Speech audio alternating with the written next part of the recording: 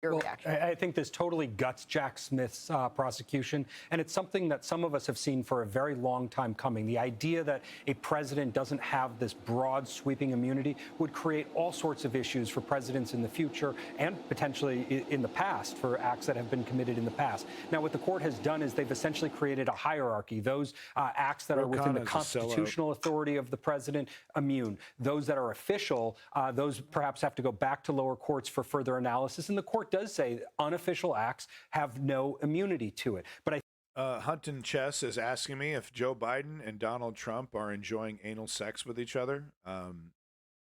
Yes. Thank you for your question, Huntington Chess. I think what we have to look at is that middle category, and it really does break down the idea that at least two of the remaining charges, and last week's case in Fisher likely will eliminate two out of the four of the charges against Donald Trump right now. So really they have kind of two charges left. I think Jack Smith is going to have to go through, probably create a superseding indictment, send that back to the court for their new analysis under this new... So we've had, what, 200 plus years of American democracy or whatever? And this asshole over here, you know, we've had the entire history of America. Presidents have been accountable to the law, at least technically. And this asshole over here saying it would create all kinds of problems if presidents weren't totally immune to literally all crimes.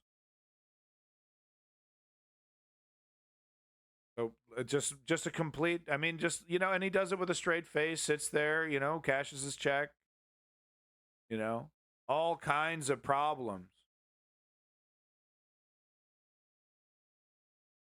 Standard that may go all the way back through the appellate courts, even up to the Supreme Court, to see if the lower court analyzed that correctly before we're ever talking about a trial. So I think that even the idea that this could make it to trial with the little bit that remains, I don't think is likely, because I think this is going to go all the way back through the appellate system. Jonathan, give me your reaction to that. And also, I want to highlight something you put out in the moments following this. That's what the Supreme Court just said, on the no Miles. protection for unofficial acts. So the issue is whether... Yes, Chem Goblin, this can be reversed. I explained earlier, maybe you didn't catch it, but the solution to this problem is for the Democrats to pack the courts, a.k.a. install 3 more judges to the courts. They get to appoint them. They have to appoint an odd amount of judges. They then shop around for a case that would allow them to reverse this in some way. They figure out some way, some judge, something, some friendly judge in California, something that will then get this sent to the Supreme Court, and then the Supreme Court can rule once again on presidential immunity. I don't know how it can happen that way. I don't know. They got to do everything they fucking can, man. This is literally it. This is the end of America. The moment a Republican does this. Joe Biden is a coward. He's not a leader. He's not going to use any of this power to reverse this. You know, I mean, technically he could pass an edict that could reverse this. That would be interesting. He just passes an executive order that says, nope, that's not the case. Wow, wouldn't that be a baller move? Listen to that. Listen to this. Joe Biden passes an executive order that completely disagrees, completely rescinds what the Supreme Court says. So he passes an executive order challenging the ruling of the Supreme Court, causing and that because that means there would be, you know, a review of this executive order, meaning that the Supreme Court would then have to re-rule on presidential immunity. If they agree with their prior ruling, then they would have to agree to rescind the rule and make it illegal once again for presidents to commit crimes as official acts. Wow. You see how that works? The president could pass an executive order saying, nuh-uh, basically, to the Supreme Court. That challenge would then be brought to the Supreme Court, and the Supreme Court would have to then rule it's against its own existence. It would basically be like, well, you know, is our previous ruling accurate that presidents can do whatever they want, you know, no matter what the law says, as long as it's an official act, or do we disagree with that so that we can keep our power? Because technically the Supreme Court just destroyed its own power. Technically the president can pass an edict to arrest members of the Supreme Court if he doesn't like them. And institute new judges. Just, you know, it's an executive order. I can do whatever I want. Well, the law says this. Does that matter? Actually, no, it doesn't. So that's interesting. The president could do an executive order that immediately is challenged in the Supreme Court, and the Supreme Court has to make a decision about whether the Supreme Court has any power at all. Right then and there. Will he? No. We're talking about the neoliberal Democrat. Like I said, he's going to do a speech saying, I'm basically going to ignore this. I'm not going to use any of this power.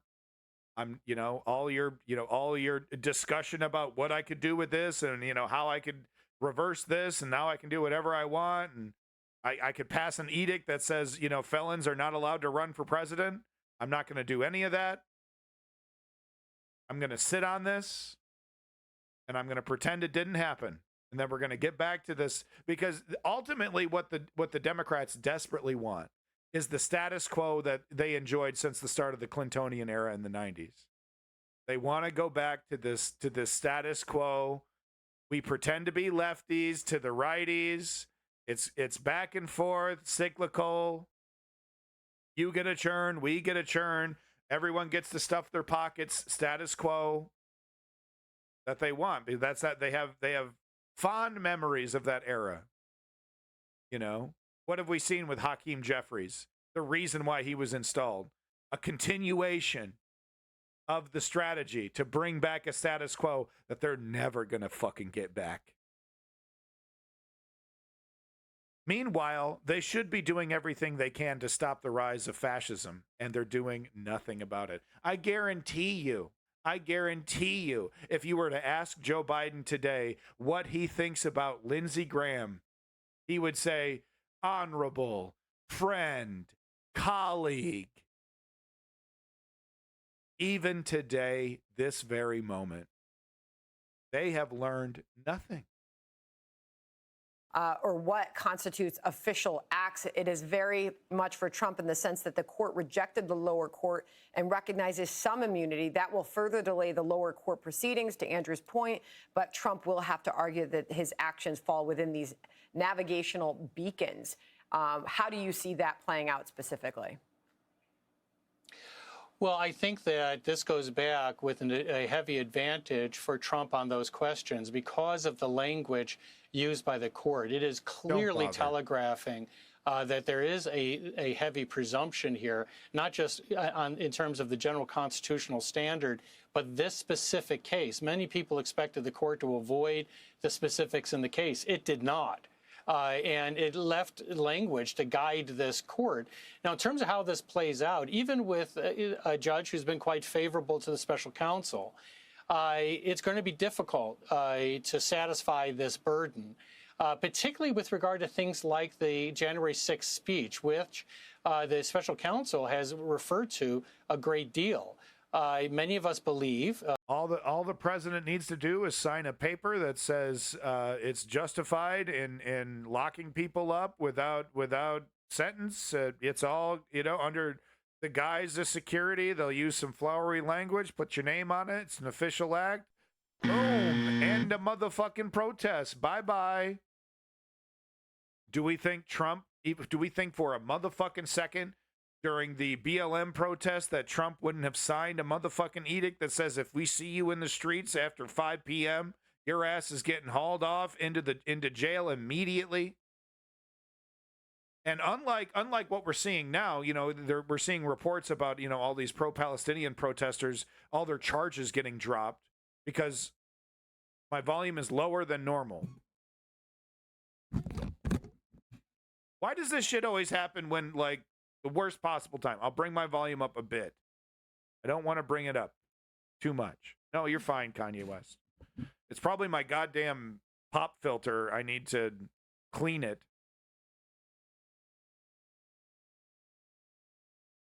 But no, that's, you know, the president can pass. So unlike what we're seeing now with the pro-Palestinian protesters who are getting their charges dropped because they don't have any charges against them because it's legal. It's actually legal to protest in this country still, technically. So unlike what we're seeing now, where the law doesn't have a lot of, they can arrest you and they can pretend like they're going to go after you. But at the end of the day, they don't have a pot to piss in a court of law because protesting's legal. Well, now with this new ruling, a president can just say, no, you were there. You were told explicitly, don't be out there after 6 or 5 or whatever number you want to come up with. You were there. You can't deny that. We picked you up on the streets at 5:01 p.m. outside your house. You're guilty, and if you're guilty of terrorism or attacks against the state, 15 years, 20 years, whatever kind of nonsense you see in Russia right now. Oh, you think, oh, this is crazy. Can't happen here. You're just gonna can't happen here all the way to the motherfucking American gulag, aren't you? Can't happen here. Can't happen here as the fucking bars slam closed. Can't happen here. Happening right now. Only happening right fucking now. But it can't. President Trump was protected entirely in that speech under the First Amendment. Yes, brother. The court is... Please, avenge me. Yeah. Avenge me. No, run for your life. You're fucked.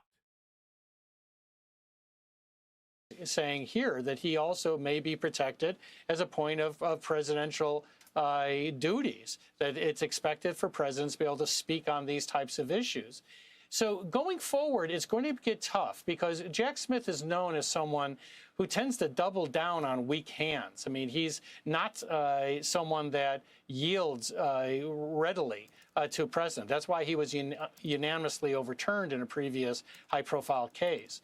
So he's just, what's interesting about this case is that this is following a haymaker in to the streets and defend your which could democracy. knock out 2 of the 4 counts in D.C., but not necessarily. Justice Jackson gave him a roadmap of how he might still be able to argue obstruction. I wrote a column today saying that if he follows Judge Jackson's advice, I think he will be overturned again.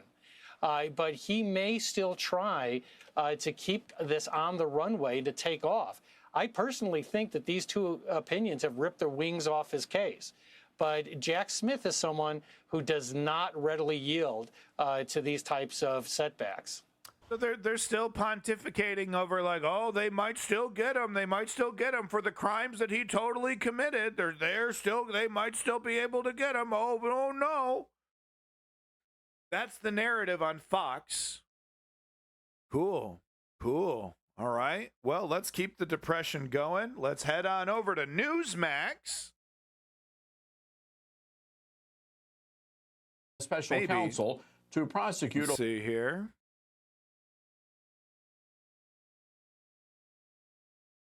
Well, they haven't clipped it yet. All right, never mind. We'll go to One America News. OAN. 2 days ago. Wow, no clips. Okay, wow. Okay. 0 presence, man. Were they kicked off this platform? What are they pretending? Are they trying to pretend like this isn't a relevant platform? You can find us on Fash.com exclusively. Fuck them libs. Yeah, no one's watching. All right, fuck it. Let's just go ahead and Supreme Court this bitch. Get more opinions. I'm not watching BTC, dude. He's a bootlicker. Fox News not even talking about it. Supreme Court rules on Trump immunity case. Give me some tunes. You got the dissent right here. I could read that. It's bad. Yeah, all right. Let's hear what Van Jones has to say. Sure. The Supreme Court has finally released its ruling on this long-awaited case, saying that Trump has immunity from official acts. In several cases, they cite what official acts may be, but they also leave a number of others open for lower courts to make a final determination on. We're going to be talking a lot about the legal implications of all this. I want to first bring in CNN's Van Jones and Scott Jennings. Van, as you look at this, hold on. We got a statement from Biden we are here. Getting our first reaction from the Biden campaign. I'm curious about Craig, and this. It gives you a sense of their thinking and their strategy moving forward. Let me read you a part of what they say. Quote, today's ruling doesn't change the facts, so let's be very clear about what happened on January 6th. Donald Trump snapped after he lost the 2020 election and encouraged a mob to overthrow the results of a free and fair election. This is like, yeah, technically true, Joe. Doesn't matter. Doesn't matter. You know, Democrats for decades now have been giving us words instead of accountability. And they really have internalized that it's okay. No, it's okay. We don't need real accountability. We don't need real punishment. We don't need real justice. If we just have stern language and stern words and we call it like we see it, but when we're in charge, we don't hold them accountable, that's okay. And it's still, you know, these guys are taking it to the fucking grave. They've internalized it. You know, to them, this is common sense to them.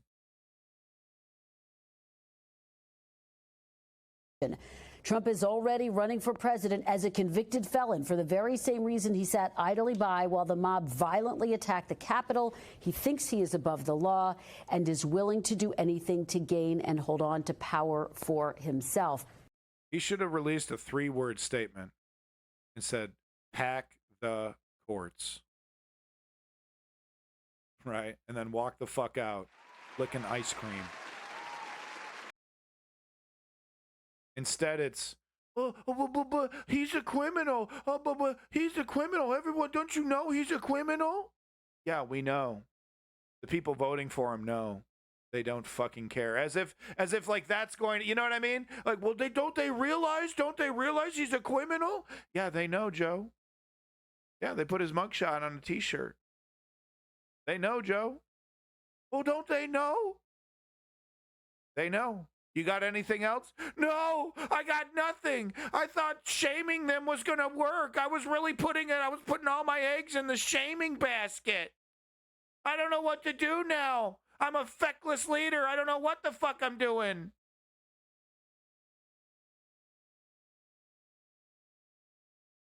They know, Joe. Now what?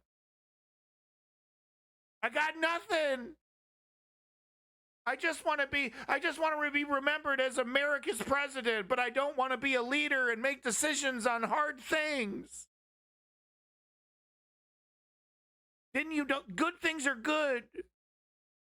That is significant. Why? Because, of course, that's been the crux of President Biden's argument for why he deserves another 4 years in office. He has tried to cast Trump as a threat to the nation's democracy, as someone who potentially runs the risk of carrying out yet another January 6th. And so it is clear that Democrats are doubling down on that argument and digging into that argument. But therein, why would you be digging it? It's like a positive to them. You know, Republicans are hearing that like, oh, yeah, good. We'll do January 6th again. We'll do it right this time. Lies the crux of the crisis within the Democratic Party, that in the wake of that devastating debate performance by President Biden, questions swirling, outright panic within the Democratic Party about whether President Biden is the best messenger, the best person to take on this fight. I can tell you privately, Democrats are expressing concerns. MSNBC and NBC over here pushing this hard.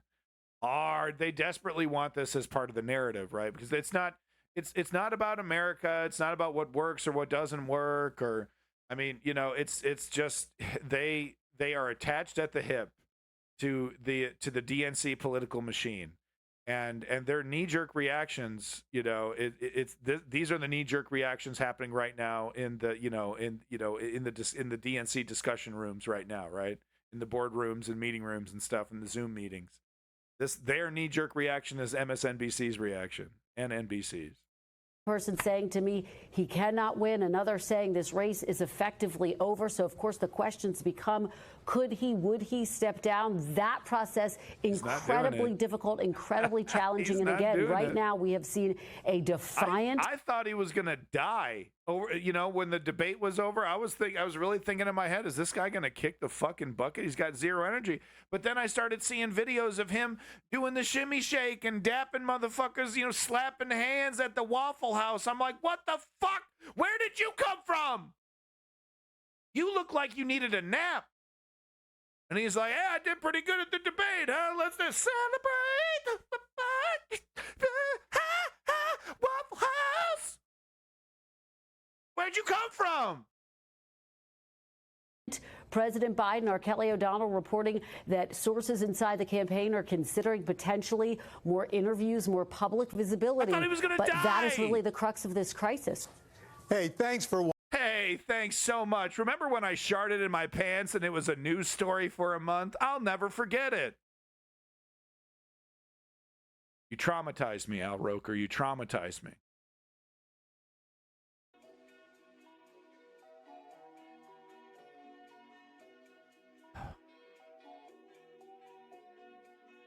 Let's get some more Fox reaction just because I hate myself. Sure. Sorry to cut you off. We're going back to Lydia. We have a ruling on immunity. Lydia, what do you got? Yeah, Ash, this is the big one we've had all eyes on right now. We're getting this just in. Former President Donald Trump from the Supreme Court of the United States does have immunity, and it appears that the decision is limited to his official acts. Remember, a big question after the lower courts in the District of Columbia decided that the former president had no immunity across the board. Would the Supreme Court come back and say, wait a second, we can so-called split the baby? He has immunity for some acts, not others. Official acts, perhaps, not immunity for unofficial acts. Again, Ash, we're just getting this opinion in from the Supreme Court of the United States, but it does appear at this moment that former President Donald Trump, they have decided he would have immunity for official acts that he carried out. So now what would happen is that the case would be remanded. And they're just totally framing it from like, they're like, they're not warning you. You would think they'd want to warn their audience like, whoa, dude, woo, woo. Like, oh, Joe Biden has just been turned into a dictator. Joe Biden can do whatever the hell he wants now to political opponents. They're not worried about it one bit because they know the enemy that they've been fighting for decades has both hands tied behind their back. Whatever the motivation may be, whether they're true believers in that strategy or whether they're cynical and this is the game that they're playing, doesn't matter what the motivations are. The actions are clear. Don't fight. Don't use the tools that are on the table. Don't play the game that's on the fucking table. Play this fantasy West Wing fucking version in your own head. Oh, we can't get rid of the filibuster. What about the founding fathers? We got to let Mitch McConnell completely stymie our entire agenda for all 4 years. We have no choice. What would the founding fathers say? They're pathetic, and they always have been. And they're seemingly, even though some of them are like, fully aware of the situation, they're going down with the ship with this mentality. Back down to the lower courts. The lower court trial judges would read this opinion and they would have to decide what happened around the events of January 6th that would qualify as an official act such that President Trump would have immunity from the prosecution brought by special counsel Jack Smith. Ash. So, it's so funny because it's all framed around how is this affecting Trump?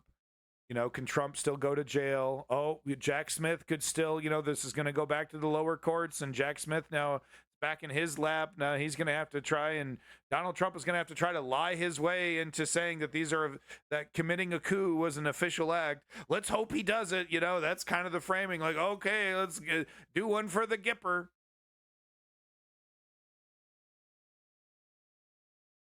The healthy dose of idiocracy. I keep telling this to people, dude. Idiocracy, I would love idiocracy to be what's happening right now. The entire plot of that movie is that a bunch of stupid people found the smartest person on planet Earth and said, you know, you lead the show. You do it. Camacho, one of the stupidest, most, ostentatious presidents in American history, said, oh, you're actually smart. Can you do my job? Can you be put in charge? I would love idiocracy right now. I would love it.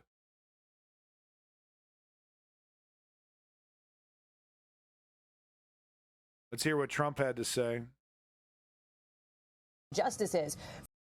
I want to get you a little bit of developing news coming into us in literally the last 30 seconds as you were tossing to me here. We are hearing now for the first time from the former president himself on his Truth Social platform. I'm going to read you his full post. It is short. It appears to be a reaction, obviously, to this decision that is out today. Yeah. He says, big win for our Constitution and democracy. Proud to be an American. That's it. Those two sentences. Obviously, this question of whether it is, in fact, a big win for... It's so succinctly Orwellian. Big win for the Constitution. The entire statement, as succinct as it is, it gives me shivers. You know, this is now what is constitutional. Is out today. He says, big win for our Constitution and democracy. Proud to be an American. That's it. Those two sentences. Obviously, this question of whether it is, in fact, a big win for him is one that we are continuing to sift through. It is clearly at least a partial victory simply based on, as it sounds like, the timing of this issue here.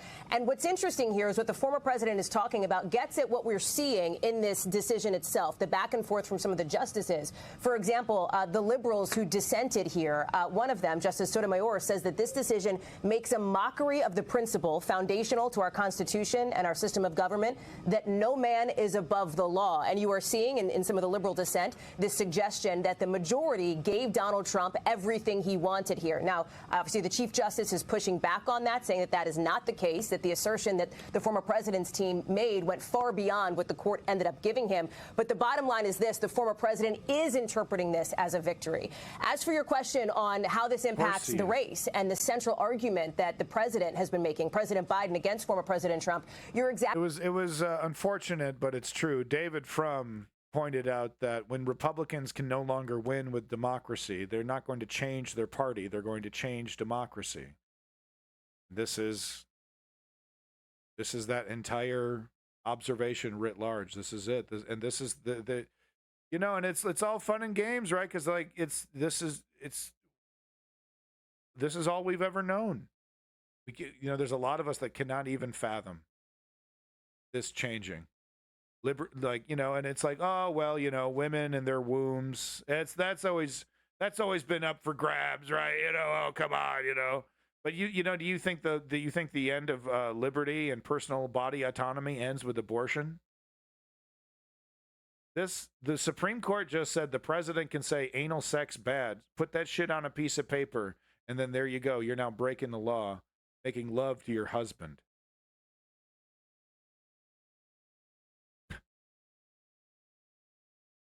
Oh, they'll never do it. Can't happen here. Can't happen here.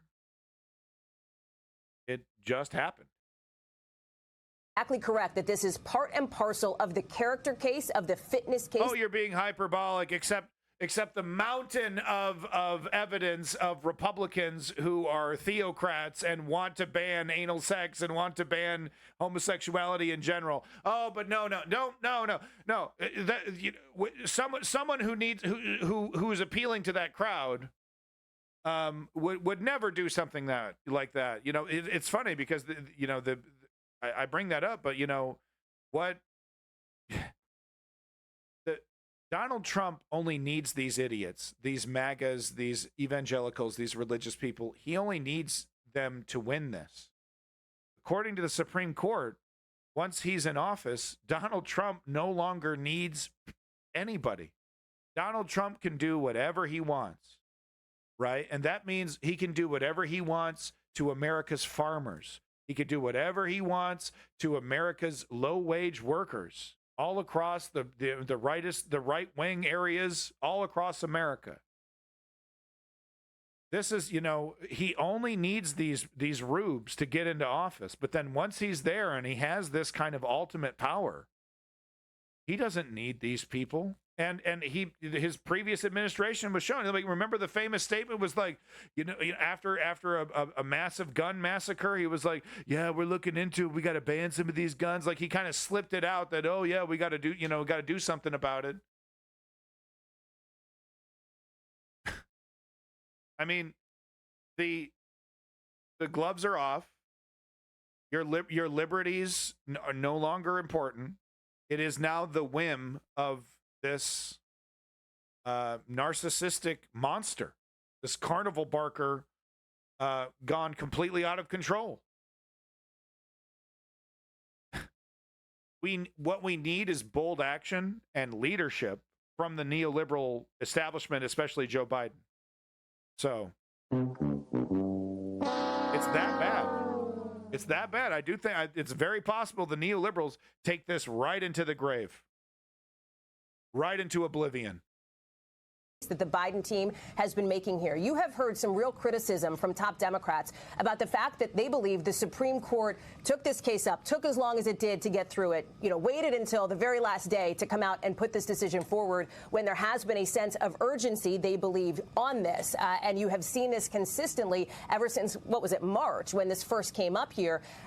This frustration with the way that the court has decided here. You're seeing it in some of the liberal dissent. You're seeing it from those previous conversations and those previous statements from Democrats, fits into where the Biden camp has been on this all along. They have, remember, January 6th, they have tried to press this case. The topic of January 6th was one of just a few ads that the Biden camp put forward during that obviously highly watched debate on Thursday night, trying to make the case that because of what Donald Trump did in and around the 2020 election, in and around the insurrection on the Capitol, makes him disqualified to serve in office. The former president has downplayed this. In that same debate, he...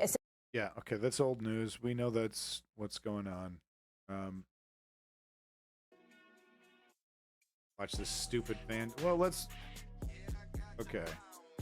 So they got Van Jones. Is this guy pro? I think this guy's Republican over here on the left. He's the sensible Republican that CNN trots out to both sides this. I'm kind of curious to see how this goes down. All right, let's watch it, but let's do it at 1.25. I don't want to watch this at full speed. Well, it's a very concerning outcome. There's a maxim that says in law, bad facts create bad law. So when you have somebody doing stuff that's so terrible, the stuff that Trump did in office, it creates these bad facts. The court has to come in and figure out what to do about it. It often creates bad law. Basically, the question is, Supreme Court, do you more care about the unlawful conduct of a sitting president or possibly the unfair prosecution of a former president? That's really what they have to balance. They're obviously more concerned about the latter. And so I think politically, it's bad. It makes the Supreme Court look very partisan. They're supposed to be wearing these kind of black and white umpire jerseys. I mean, it's you know what he looks like, the body language. And I know this is sped up and that's not helping, but it looks like it's like Nancy Pelosi has a pistol right to his back, and the moment he points out how ineffectual the neoliberal party is, she's gonna fucking pull the trigger, right? She told him, like, right before the interview, you fucking say anything about the fucking DNC or the neoliberals or Joe Biden, I'm gonna fucking pull the trigger. Like he's like tiptoeing around, like, oh, this is really bad. Like, how about you tell us the truth, Van Jones?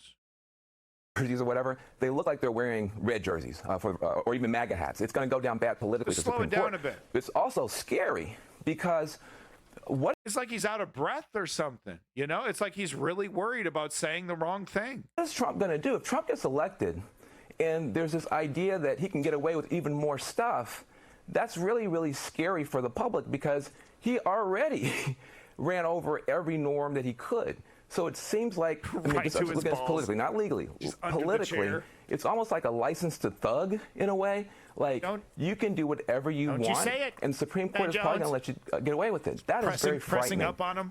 In this case, and so I'm very, very concerned. Scott Jennings, Justice Sotomayor, in her dissent, essentially makes that argument, saying the main takeaway of today's decision is that all of a president's official acts defined without regard to motive or intent are entitled to immunity that is at least presumptive and quite possibly absolute. Yeah, look, I think there's some amount of overreaction here. I mean, after all, they did kick it back down to the lower court, so some decisions could be. So here the downplaying, the not that big a deal. You know, let's not be hyperbolic. Let's not fantasize about what is totally, absolutely a possibility now, that is absolutely on the table now. Oh, let's not go there. We're dealing with honorable people that just want to fix America, you know. This guy would say with a straight face to your fucking face that Donald Trump wants to drain the swamp, right? Even now. My God, even now. Made about differentiating between official and private acts. But look, this court has stood up for the office of the presidency and the executive power of the presidency in a way that, you know, may be of some benefit to future presidents. I mean, we're looking at this through the lens of Donald Trump, but, you know, the President of the United States has a lot of power for a reason.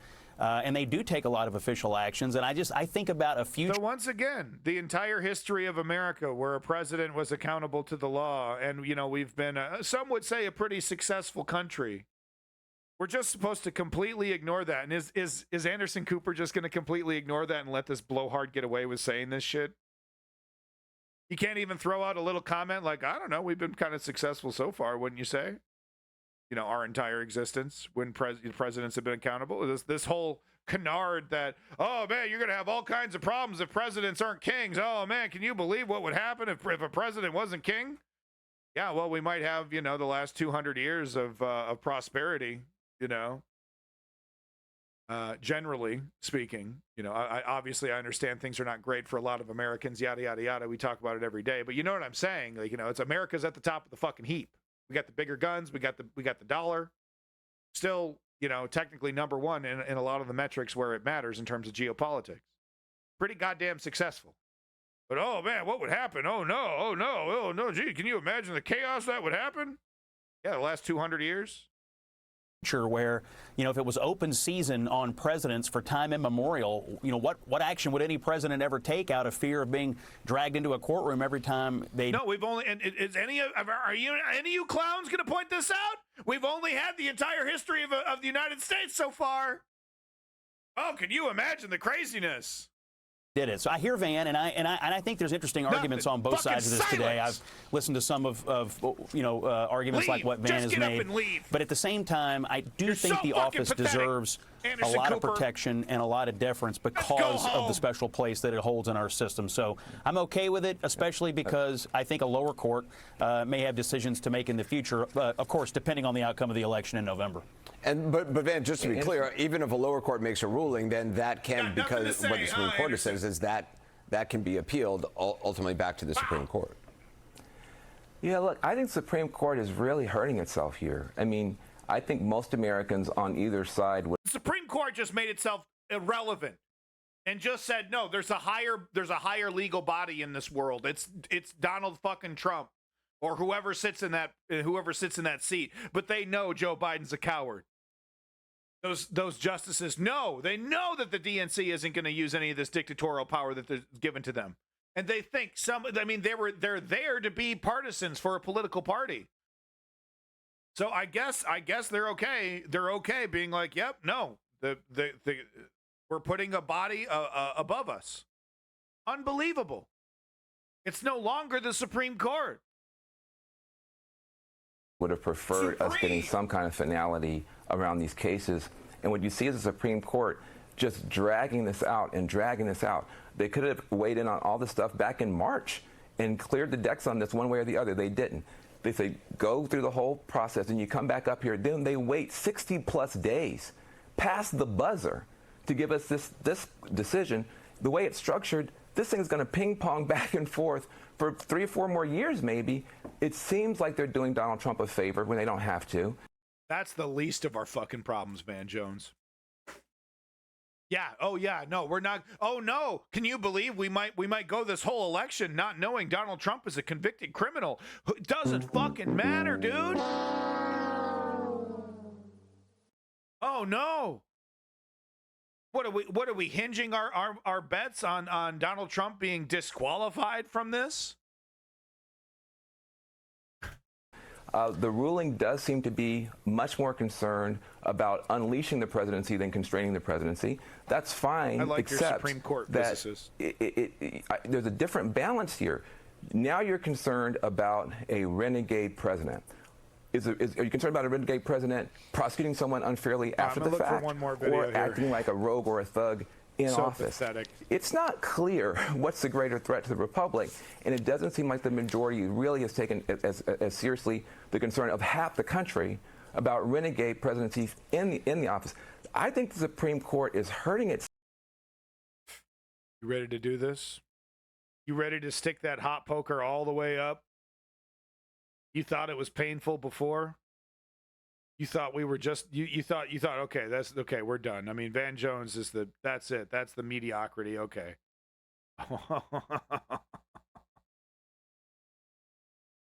Welcome to your fucking nightmare. Glenn Beck. Big news and riots coming out of interviewing Alan France Dershowitz this weekend. We haven't even had a chance to talk about that, but we will. But in Paris right now is Alan Dershowitz. He's getting ready to get up on stage and speak, but we wanted to take just a couple of minutes. The decision on Trump immunity, or actually it's presidential immunity, came down, and I... Cute, isn't it? You catch that little Freudian slip there? Isn't that adorable? The reason why they're celebrating, the entire thing hinges on Joe Biden being an ineffectual coward, being a terrible leader who they know is going to play by the rules. And once again, this is how fascists operate. We'll play it again. This is how fascists operate. They find all the loopholes in the democracy. They find all the little exceptions. Let's not forget how the Nazi Party got into power by a technicality, by utilizing a technicality that basically said if you don't vote, it immediately triggers another election. They did it like 4 times, each time getting a larger and larger bit of the majority. It's just an example of how fascists operate. They find the weaknesses in democracy and open them wide open, shamelessly. Well, there's no law in the book. Technically, we can do this. Technically, we do this. Oh, well, it flies against the entire concept of America. It only makes you look like an unpatriotic traitor. Well, that's just your opinion. Let's listen to this again. We will, but in Paris right now is Alan Dershowitz. He's getting ready to get up on stage and speak, but we wanted to take just a couple of minutes. The decision on Trump immunity, or actually it's presidential immunity. So there it is right there one more time. Trump, it's presidential immunity. But we don't need to worry about that because we know Joe Biden's a weak leader and we can totally take advantage of his milquetoast leadership style to install our fascist dictatorship and get what we want. So we could totally plan around the incompetence of Joe Biden. We certainly don't need to be afraid of Joe Biden doing anything that we would do. You know, we've embraced shamelessness on a level that no one else it's like a superpower, right? They really do consider it. You know, they would never admit it, but it's like, no, I'm more shameless than you. I can eat more shit and I can dig down in here and I'm more dirty. They think it's a superpower. And they're like, no, the Democrats, they're still worried about the legacy of America and democracy and Constitution. This is MAGA, baby. This is fascism. This is what's happening. Authoritarian dictatorship. We're going for it. January 6th was just a rehearsal. We want it. We reached for the brass ring and we almost got it. Now we got to reach again and we're going to do it this time, big time. He came down, and I think it's a win for the Republic. I think that's the way I would have ruled. It was 9-3. Alan, any thoughts on it?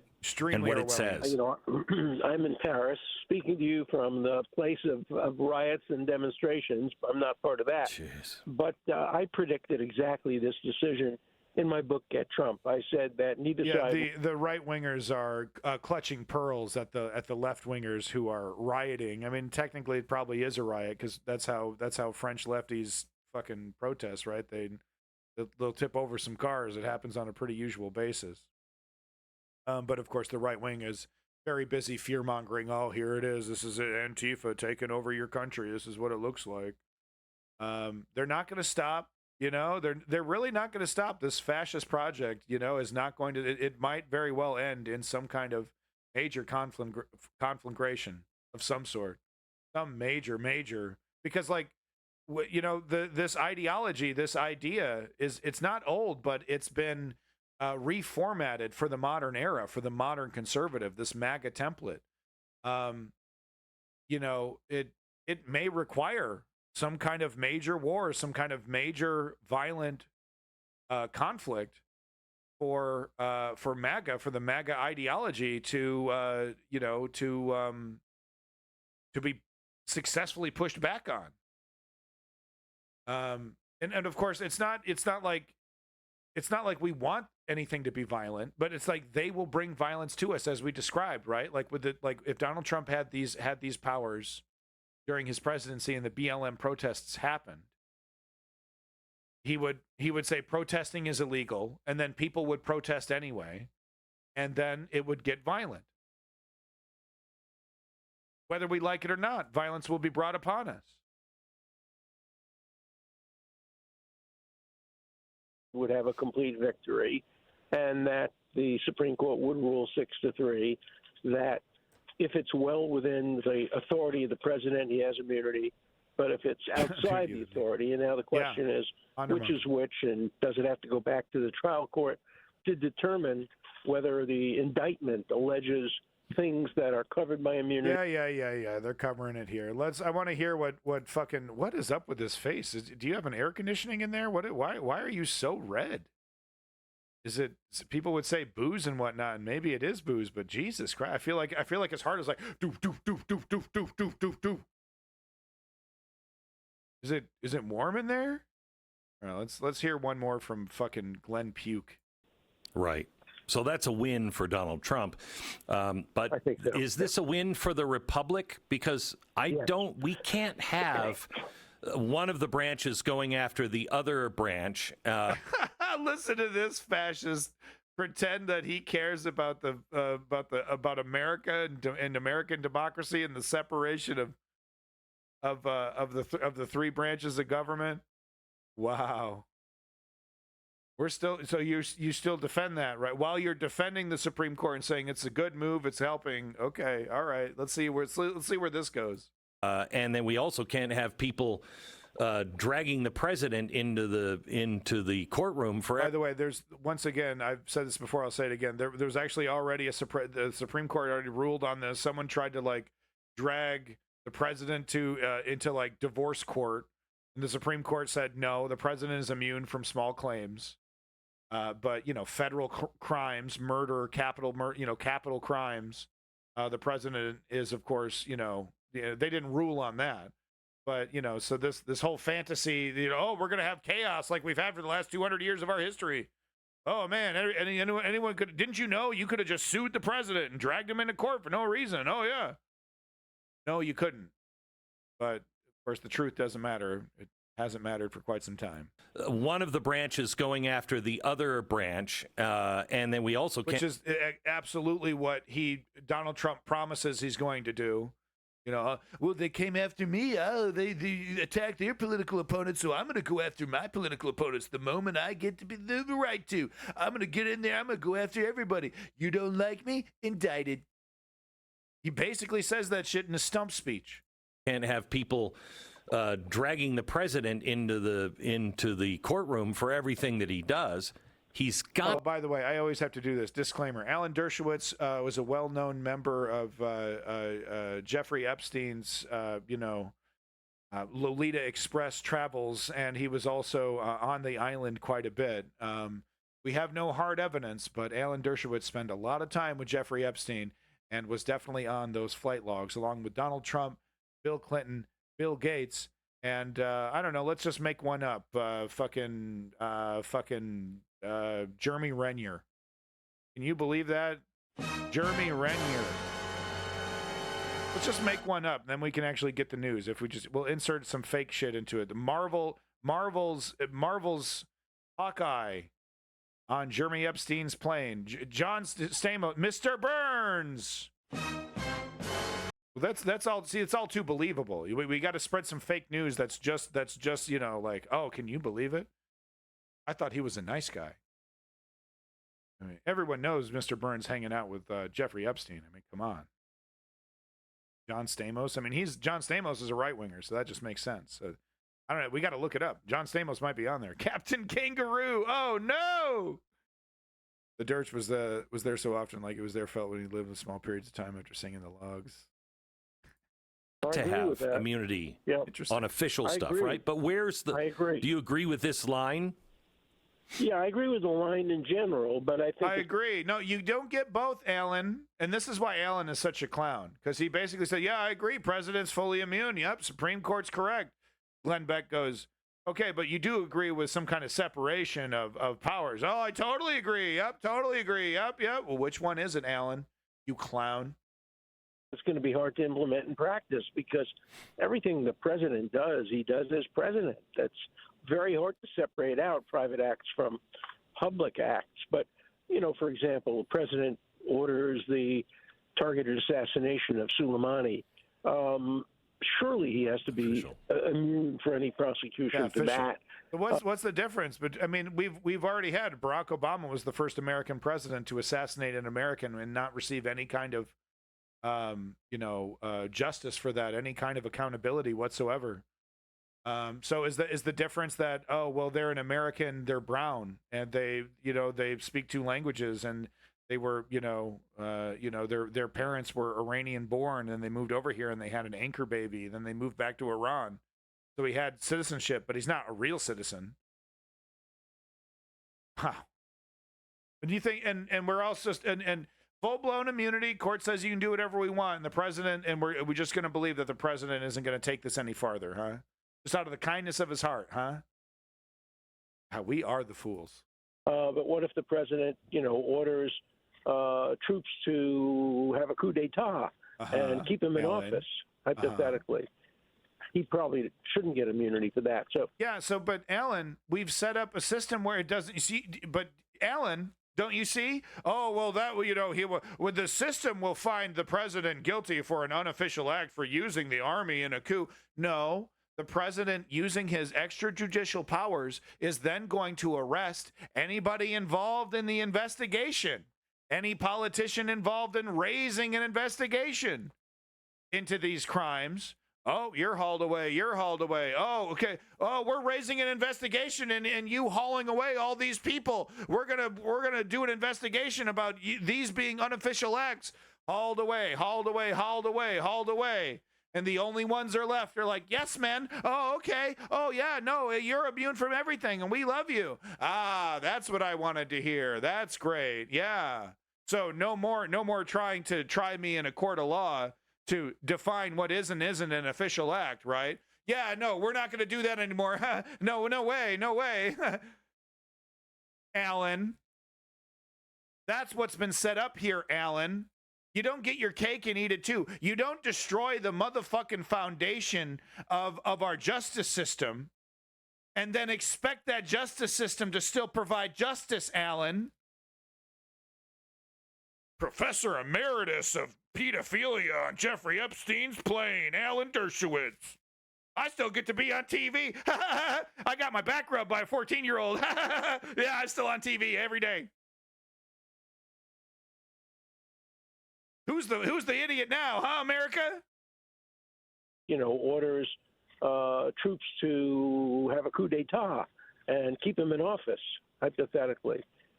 He probably shouldn't get immunity for that. So I do think that this seems like the right line.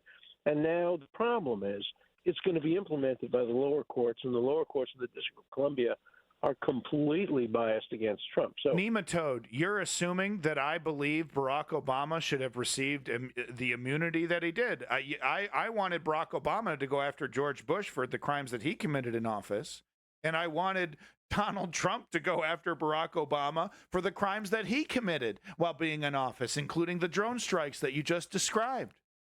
Do you not understand how the failure to then to hold these presidents accountable has led to this moment where the Supreme Court has said presidents are now kings? Because they were functionally already, basically, but now the gloves are fucking off. So please don't assume and inject whataboutism into this argument. Oh, well, the liberals want presidents to be kings too. It benefits them. I don't know what everyone's bitching about. Oh, Joe Biden gets to be a king. All it takes is one guy to say, I'm king for life. Elections are done. We're not doing them anymore. If you disagree with me, I fuck you up. And, oh, look at this. Oh, I put my name on a little piece of paper, and it's official. Look at this. Wow, look at that. Bop, bop, official, bop, official, bop, official. Don't like it, suck my dick. Bop, bop, bop. The Supreme Court said the president can end elections, can pass an edict that can end elections, official executive order. Oh, what do we do? Well, I guess we're going to do an investigation, and this is going to go to the Supreme Court, and the Supreme Court's going to find that this is an unofficial act, and Jack Smith's going to get him. Except, how is Jack Smith going to do that when his ass is in a motherfucking jail cell?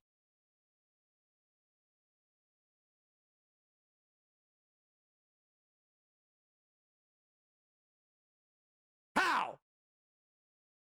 Alan?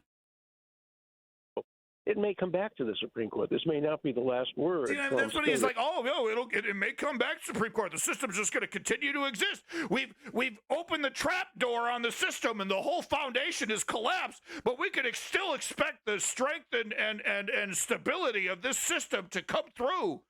Which one is it, Alan? Yes.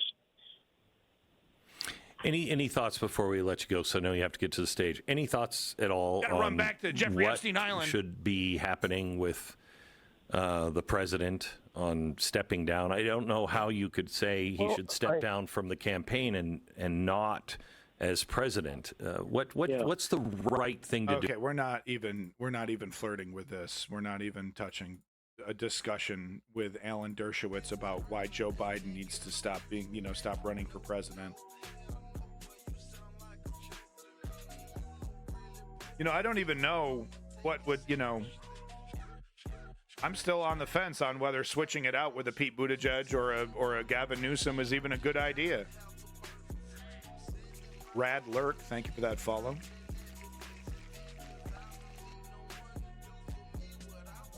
He's just a big Kamala fan, yeah.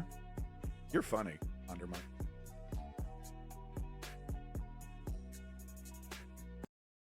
Let's get another one from MSN. Wait, here we go. Nicole, let's get one from Nicole Wallace 11 minutes ago. Yeah, we beat you to it, Nicole. She's all here stealing my headline. American president is a king. Yeah, well, there you go again. More examples of MSNBC watching the news underground and straight up copying my ass. I'm going to sue him one of these days. I'm going to do it. A dissent. Again, it's a fork in the road moment. Sometimes it's hard to feel that in a cable news cycle, but when I read her dissent, I felt it.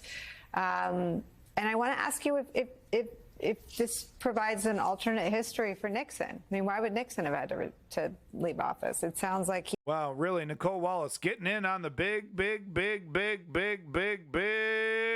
important part of the story there, Nicole. What would Nixon do? I was sitting there I was sitting in my mansion eating the brunch that my cook had prepared for me, and I was thinking to myself, what would Nixon do? Nicole Wallace, America's treasure, America's journalistic treasure, never changed, Nicole. Distinguishing the president's official actions from his unofficial ones can be difficult. When the president acts pursuant to constitutional and statutory authority, he takes official action to perform the functions of his office. Determining whether an action is covered by immunity thus begins with assessing the president's authority to take that action. So, Andrew. Daughter of Mike Wallace, huh? I mean, Mike Wallace wasn't some journalistic hero, but, just because of the era that he grew up in, he has more journalism in his legacy than Nicole Wallace has, in her entire career easily. Of the 4 counts facing Donald Trump from Jack Smith, we could talk about the other cases in a moment, Which do you think are likely to survive? Well, it remains to be seen. I mean, I think the issue here is what evidence will survive, rather than it's possible that all 4 counts will survive, but not the panoply of evidence that Jack Smith wanted to introduce. And so I think if you step back, one of the things that we always thought going into today's decision that Donald Trump would not have a criminal trial with respect to the January 6 events before the general election, that this decision was held so long, and now you see why, because they had 6 justices very much leaning in his favor. And so just the delay factor meant that that wasn't going to happen. But one thing that is clear is there will be a factual hearing that Judge Chutkan will be able to hold with respect to dividing official from unofficial activity. And so I think it's really a question of what evidence will be allowed. But as Lisa Rubin pointed out, certain things are off the table. So it's not happening before the election. Everything is, everything needs to be reviewed now. Literally every single shred of evidence in every single case needs to be reviewed under the auspices of, is it official or unofficial acts that were committed outside or inside. It's all dukified, man. It's the enshittification of our fucking Justice Department. A break, because we have word that the Supreme Court has issued a ruling on the extent of presidential immunity. So the big room, it's still relevant at this stage because we have a president that is not going to use these extrajudicial powers that were just given to him. But once we have a, fascistic Republican in charge, then all of this becomes wildly irrelevant. What's acts committed as official or unofficial, it doesn't matter, because you could literally just pass an official act that says anything I do is official. There you go, bitch. Come on, bitch, come after me. I got this magic notepad that says, I'm Mr. President. Ooh, ooh, ooh. I am a god. Bop, bop, bop. I am Zeus. I'm going to cut open my sister after I... Okay, wait, we won't get into that. Sorry. From criminal prosecution for conduct alleged to involve official acts during the tenure of President Trump. This is the big one we've been waiting for. It's consequential. It's really interesting that the Supreme Court, in 248 years of our history, has never actually ruled on this. So it is big and sweeping, and I have our political... Yeah, the reason why the Supreme Court has never ruled on whether presidents are kings is because it's a foundational element of the document that they're using, that they're interpreting, the Constitution, right? So it's one of those, inalienable things, untouched, obvious, like this, the whole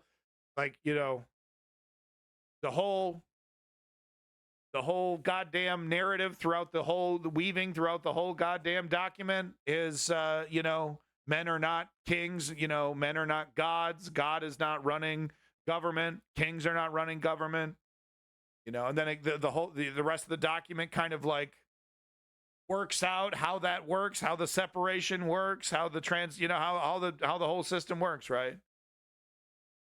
So welcome back. Greetings from south of Boston. It's your boy Lenny, number one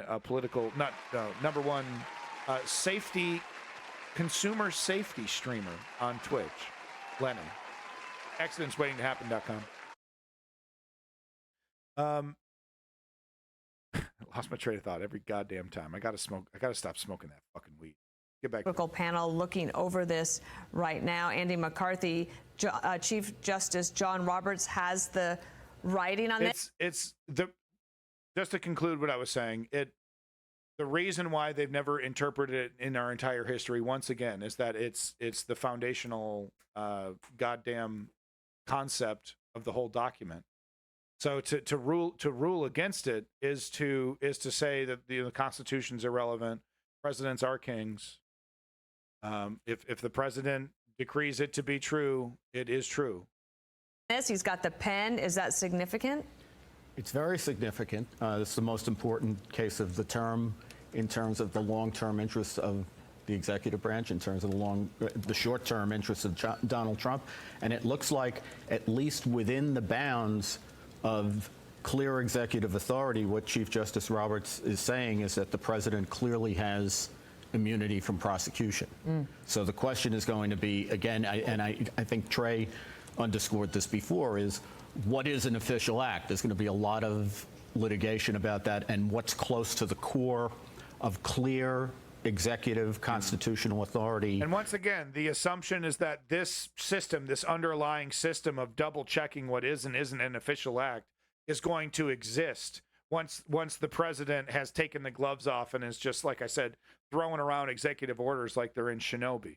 You know, it's you know, well, why, you know, because Donald Trump, it'd be a 5-minute decision. Why don't we just go after? Aren't I the president? Can I do whatever I want? How come I can't just go after Jack Smith and arrest him on charges? Sir, there's actually nothing stopping you from doing that. You are able to do that if you. All you would need to do is sign an executive order that says Jack Smith is an enemy of the state and needs to be arrested immediately. So anyway, I've finished signing that executive order. Go ahead and make that happen. Make the announcement today. Go ahead and arrest Jack Smith. I'll do a little interview with Hannity tonight and explain to him and the American people why this is a good thing. Yeah, okay, no problem, sir. We'll go ahead and get him arrested right away. That's literally how it's going to go down, folks.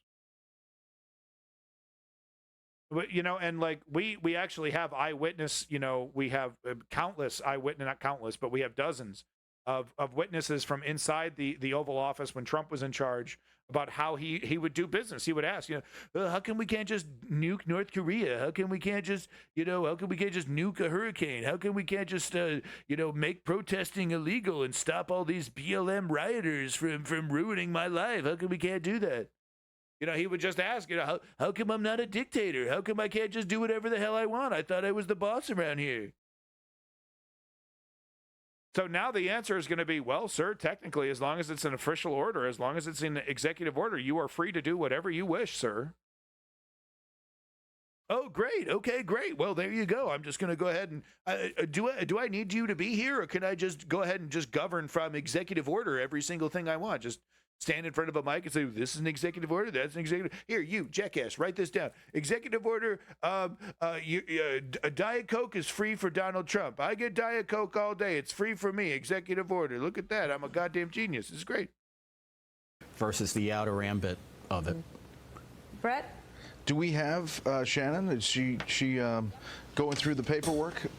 Shannon, you there? Yes. Yes, I am here, if you can hear me. Let me read you a little bit of what we have from the court. It does find this. Under our constitutional structure of separated powers, the nature of presidential power entitles a former president to absolute immunity from criminal prosecution for actions within his conclusive and preclusive constitutional authority. He is entitled to at least presumptive immunity from prosecution for all his official acts. There is no immunity for unofficial acts.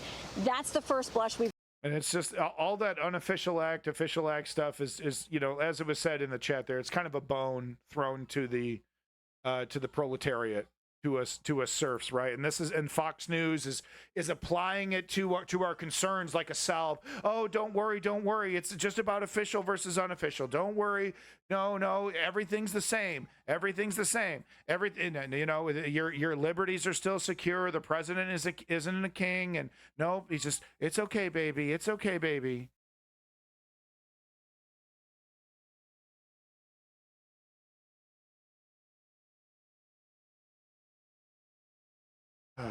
All right, so you can expect a whole lot. I mean, there's a bunch of other stuff I need to be talking about. It's Canada Day today, apparently. You know, I should be celebrating that. I'm going to take the wife out to a Canada Day celebration. I think it's Canada Day, or it's our 4th of July or something. Everyone has the day off today, and there's a celebration, so I should be doing that. Steve Bannon has been arrested. He's in jail. Steve Bannon is sitting in a jail cell right now. You know, the Supreme Court passed a bunch of other laws that basically has given the corporations the ability to poison away, to go completely nuts with poisoning, you know, going crazy with our regulatory agencies. Now our regulatory agencies are not allowed to set certain rules. Every rule is now on the table for, you know, and the multi-billion-dollar corporations are already suing and getting cases to the court to challenge regulations so that they have the right to poison us more. There's so much news happening. There's so much. It's all fucked up, man. I can't. Look, we can't be nihilistic. I'm abandoned nihilism for a reason, but I can't lie to you. Shit is completely fucked right now. In a really, really serious way. I got nothing else to really say to you right now, but shit is totally wackadoodle. And by God, the only thing that can fix this is the 3-step program, is political activism. That is literally all we have. You have to get off the fucking couch. Please. Step 1, inform yourself. Step 2, put your name down. Do it today. Search into Google. I got a link right here in that repeats in the chat. Hold on, let me see if I can find it. Support reproductive rights. Here it is. Become a political activist right now. Here's just a list of groups you can join right now. Volunteer. They're planning marches. They're you know, whatever it is. If you don't like any of these, just type into Google. Just please, for the love of God. This is it. This is it. 0 hour, you know. We got months. Until the end of this election. Who's winning? The fascists. The right wing is winning. It's, you know, we got Donald Trump, one of the worst American presidents in American history, you know, promising nothing but chaos and division. And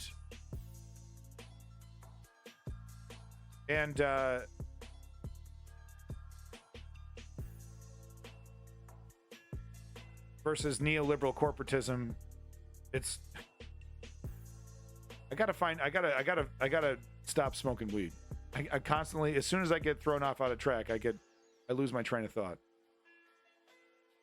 We're not talking about Ukraine, Russia right now. I mean, technically, I think it's safe to say the Ukraine-Russia conflict is that Ukraine is technically pushing Russia back, ever so slowly, ever so carefully, ever so strategically. Technically, the current winners of the war is Ukraine, in terms of who's winning on the battlefield, who's winning on the front line. The moment the tap is turned off for Ukraine, that changes.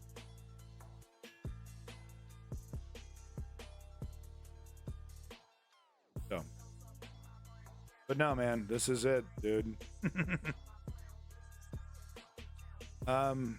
Like I said before, I think that would actually be a rather novel solution for the president to pass to sign an executive order that disagrees with this Supreme Court ruling, allowing that to then go through the lower courts, because it would be challenged. It's like, well, is this an official act or unofficial act? Allowing that to go through the courts and then go back to the Supreme Court, who then has to decide, are we wrong or are we right? Put it right back in the Supreme Court's lap. Do you agree with your previous ruling that you're powerless and I get to do whatever the hell I want to you, the Supreme Court? Yeah, he does. Yeah, it's a trap. Put it right back in their lap. Say, yep, nope. Presidents are kings and this body is totally irrelevant and powerless. And yep, he can pass an edict that says we have to do whatever he wants or we get arrested. Yep, we agree with that. That's in line with our previous ruling that presidents are kings. This whole goddamn thing's a fallacy, man. It's actually unbelievable. So I'm gonna go spend some time with my family. I gotta meditate. I gotta think on this. I'm legitimately traumatized, and I wasn't holding that funeral in any kind of ironic comedic sense. This is the end of America. This is the end of the 240-year experiment, or however many years. This is it, man. The legacy of George Washington has been destroyed today. And it very much, it's so funny. Someone brought up the Magna Carta in the chat earlier.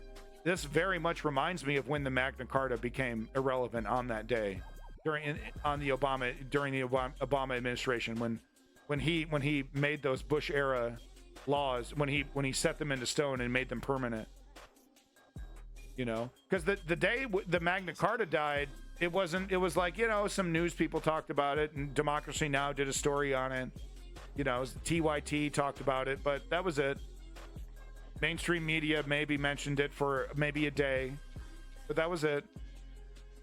One of the most important and seminal documents, the document that says as a prisoner, you're allowed to disagree with with your jailer, that you are allowed your time, that someone government can't just throw you in jail, and you're not allowed to state your case. You're not allowed to, prove your innocence, right? Because it was all about defending George Bush's torture program at the time.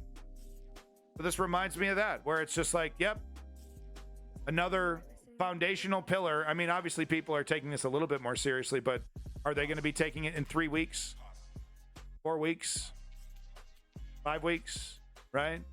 You can already feel it slipping from the zeitgeist. Oh, Kim Kardashian ate a salad in a restaurant. A couple more of those. Taylor Swift talk shit about Kim Kardashian. A couple more of those. Oh, what? Oh, yeah. Oh, I remember something about that. Yeah, presidents, they're not, they can do whatever they want. Yeah, I remember that. Oh, yeah. They know it. The right-wingers know it. They know, the right-wingers know even more than the left-wingers just how stupid people are, just how willing people are to forget the scary things, forget the things that traumatize them, the uncomfortable things, to run away from them. They depend on it, and they're rewarded for it.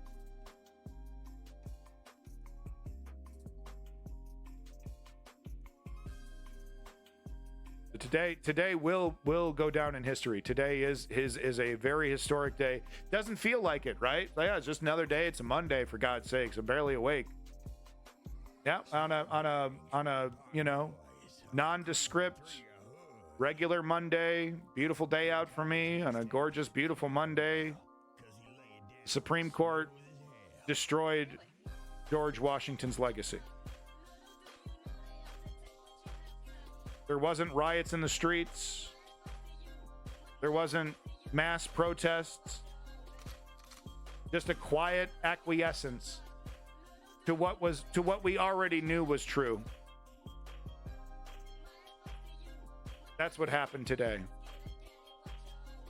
The Supreme Court said presidents are kings, and the people of America yawned.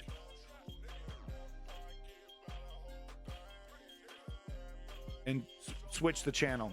Oh, the news is on. Oh, yeah, fake news. Yeah, butter emails. Oh, yeah, Donald Trump, good guy. Oh, I don't. Everyone's talking about the news. I'm trying to find the goddamn. Where are the tits at? Everyone's talking about the stupid Supreme Court or something. I don't know. Where's the Trump speech? And the inverse is true on the left. Like, oh, what is Joe Biden? I was ready to spend all day on social media defending Joe Biden's debate performance. Says the average ignorant lefty, right?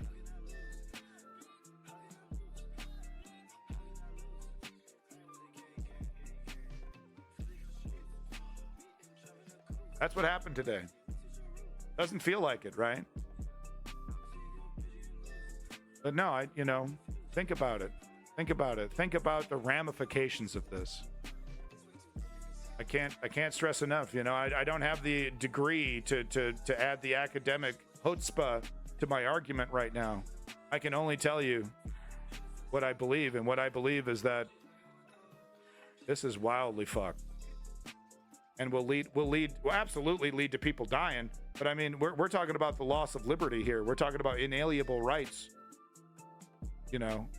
being denied. Not just abortion, folks. That was bad enough. It should have been warning enough.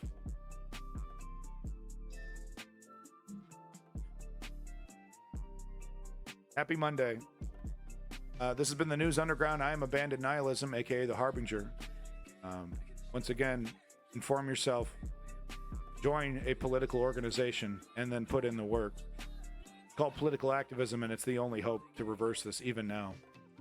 I'd like to give a big props to every single one of you motherfuckers in the chat. You're the true heroes today. Thank you for indulging me. Thank you for responding and giving me your insights in the chat. All of you, Kissing Gonzo, Lenny, of course, Ponder Monkey. Thank you for all of your comments today. Everybody in the chat, all you lurkers, The Big Room. Thank you so much, The Big Room. Why is Kanye West? Ask a Physicist. New person here, Ask a Physicist.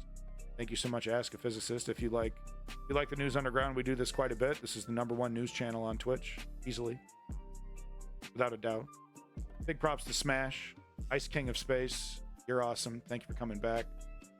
Cab, thank you, Cab. Tisriel, big props. Thank you for coming back. OG Tisriel. Never forget, brother. Thank you for coming back. Do appreciate it. Thank you so much, Solar. Appreciate you stopping in. Hopefully I didn't traumatize you too much. Neuromance, Old Snake. Thank you so much, Neuromance. Big props to you. Never forget, brother. Never forget. Huntington Chess. Thank you, Hunting Chess. Miles Plays Chess. You two weirdos. Thank you so much, Chem Goblin. Big props to you, Chem Goblin. Vizon. Thank you, Vizon, for stopping in once again. That's all the list I have for today. But if I missed you, I'm sorry. Davey, Woke Patriot. I haven't seen you much lately. I'm sure you're busy being awesome guys. So hopefully we'll see you again soon.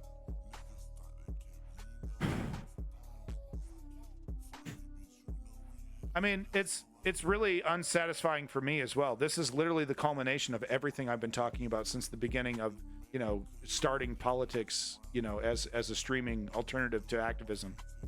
This is literally exactly what I've been talking about. And, it feels so shitty, to be this cynical, to be totally right. And it's so out of my control, But this is what I've been warning about since the very fucking beginning. The whole purpose of this. If you've been watching the News Underground, this is what I harp on. These issues right now that are being affected by the Supreme Court's decisions. This is the big warning. I'm a democratic socialist. Peace in that motherfucking Middle East. Glory to the Ukrainian democracy. God help us all.